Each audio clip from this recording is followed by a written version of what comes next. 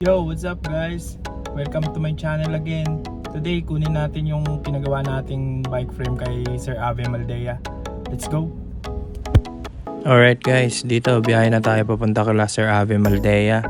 Madali lang naman hanapin yung address nila. Search nyo lang sa Waze.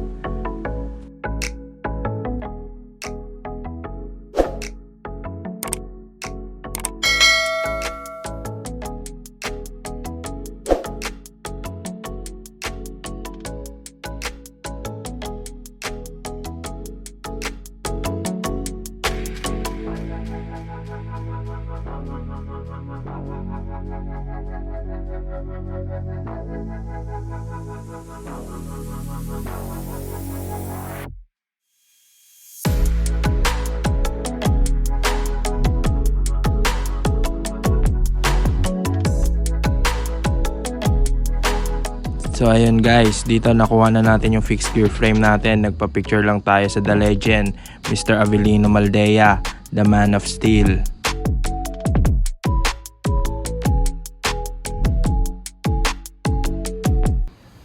Yo, what's up guys? Ito na yung fixed gear natin, nauwi na natin. Yung triple triangle natin na fixed gear, gawa ni Sir Avelino Maldea. Size 56 nga pala tong frame ko, based sa height and inseam na sinukat ni Sir Avelino Maldea.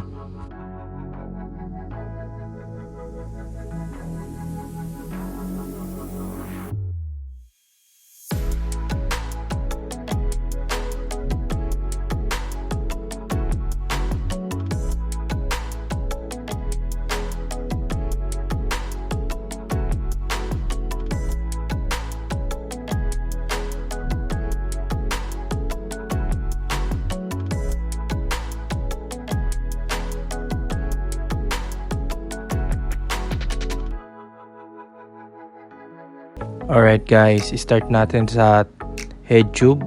Ang head tube natin is oversized. Gagamitan natin ng the project na fork. Then gagamit tayo ng 34mm oversized headset.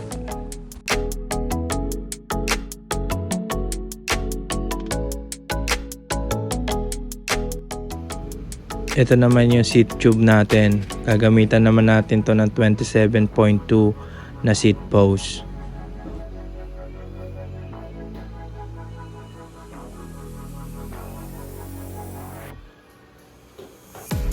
Alright, ito naman yung seat stay natin. Nakakonect siya sa top tube natin since triple triangle yung pinagawa natin. Pagka normal lang, kadalasan sa seat tube naka-weld yung seat stay natin. Dako naman tayo sa dropout natin. Pinagawa natin asong asero or wolf dropout.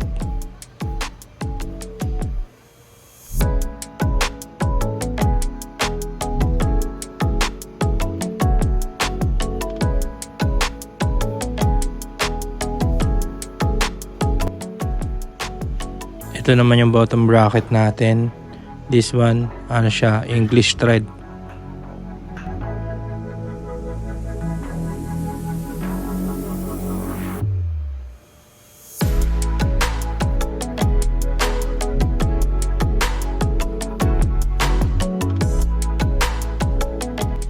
Dito sa ilalim ng top tube natin makikita yung serial number ng bike natin.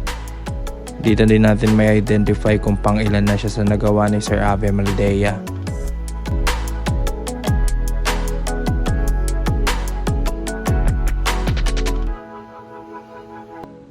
So ayan guys, ito na yung triple triangle natin na fixed gear na pinagawa kay Sir Ave Maldea.